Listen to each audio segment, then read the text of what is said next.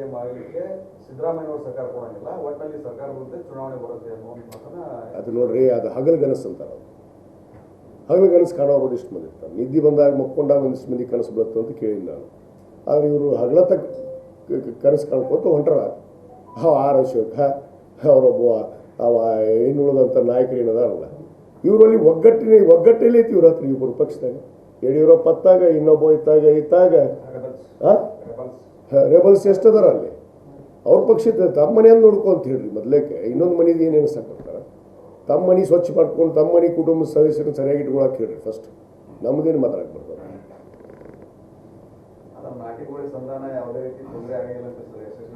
ಏನೂ ಆಗಲ್ಲ. 5 ವರ್ಷ ನಮ್ಮ ಸರ್ಕಾರ ಇರುತ್ತೆ, ನಮ್ಮದೇ ಮುಖ್ಯಮಂತ್ರಿಗಳಿರ್ತಾರೆ, ನಮ್ಮದೇ ಆಡಳಿತ ಇರುತ್ತೆ.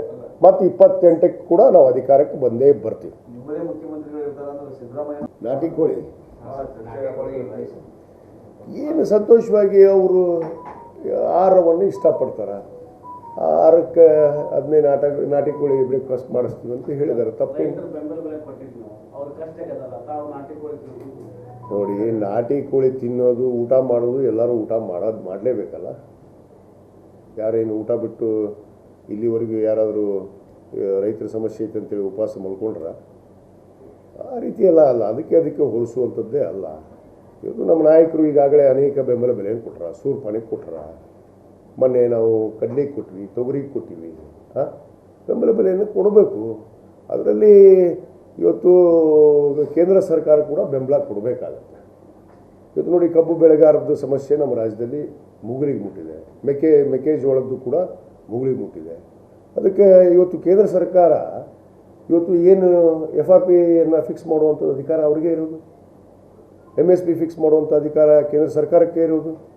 ಅವ್ರು ಏನೂ ಬೆಂಬಲ ಬೆಲೆಯನ್ನು ಕೊಡ್ತಾ ಇರಲಿಲ್ಲ. ನಮ್ಮ ರಾಜ್ಯ ಸರ್ಕಾರಕ್ಕೆ ಮಲ್ತಾಯಿ ಧೋರಣೆ ತೋರ್ತಾ ಇದ್ದಾರೆ. ಯಾಕಂದ್ರೆ ಕಾಂಗ್ರೆಸ್ ಸರ್ಕಾರ ಇವತ್ತು ಪಂಚ ಗ್ಯಾರಂಟಿಯನ್ನು ಕೊಟ್ಟು ರಾಜ್ಯದಲ್ಲಿ ಒಳ್ಳೆಯ ಹೆಸರನ್ನು ಮಾಡಿದೆ, ಜನರಿಗೆ ನೇರವಾಗಿ ಅನುದಾನ ಕೊಡ್ತಾ ಇದೆ ಅನ್ನೋದನ್ನು ಇವತ್ತು ಹೊಟ್ಟೆ ಕಿಚ್ಚಿನಿಂದ ನಮ್ಮ ರಾಜ್ಯಕ್ಕೆ ಇವತ್ತು ಪ್ರಧಾನಿಗಳು ಯಾವುದೇ ಅನುದಾನ ಕೊಟ್ಟಿಲ್ಲ. ಮೊನ್ನೆ ಕಬ್ಬು ಬೆಳೆಗಾರ ಸಂಬಂಧ ನಮ್ಮ ಮಾನ್ಯ ಮುಖ್ಯಮಂತ್ರಿಗಳು ನಿಯೋಗ ತೆಗೆದುಕೊಂಡು ಪ್ರಧಾನಿಗಳಿಗೆ ಭೇಟಿಯಾಗಿ ಬಂದ್ರಲ್ಲ. FRP ಫೈನಲ್ ಮಾಡಿರಿ, ರೇಟ್ ದರ ನಿಗದಿ ಮಾಡಿರಿ. ಇದು ಕರ್ನಾಟಕ ರಾಜ್ಯ ಸರ್ಕಾರದಿಂದ ನಾವೇನು ಕೊಡಬೇಕಾಗಿತ್ತು 350 ರೂಪಾಯಿಯನ್ನು ಈಗಾಗಲೇ ಅದಕ್ಕೆ ಬೆಂಬಲ ಬೆಲೆ ಕೊಟ್ಟು ಬೆಂಬಲ ಒಂದು ಧಾನ್ಯ ದರವನ್ನು ನಿಗದಿ ಮಾಡಿ ಕೊಟ್ಟಿದ್ದೀವಿ. ಕೇಂದ್ರ ಸರ್ಕಾರದ ಕರ್ತವ್ಯ ಕೂಡ ಇದರಲ್ಲಿ ಇದೆಯಲ್ಲ. ಕೇಂದ್ರ ಸರ್ಕಾರ ಯಾಕೆ ಮಲ್ತಾ ಇದ್ದೀವಿ? ಅವ್ರಿಗೆ ರೈತರಲ್ವ ಇವರು? ಅವರು ಏನು ಪ್ರಧಾನಿಗಳು ಊಟ ಮಾಡಲಾರ್ದು ಮಲ್ತಾರೆ? ನಮ್ಮ ಮುಖ್ಯಮಂತ್ರಿಗಳು ನಾಟಿ ಕೋಳಿ ತಿನ್ನಬಾರ್ದು, ಊಟ ಮಾಡಬಾರ್ದು, ಮಕ್ಕೋಬೇಕು. ಆದರೆ ಅವ್ರು ಏನು ಮಾಡ್ತಾಯಿದ್ದಾರೆ?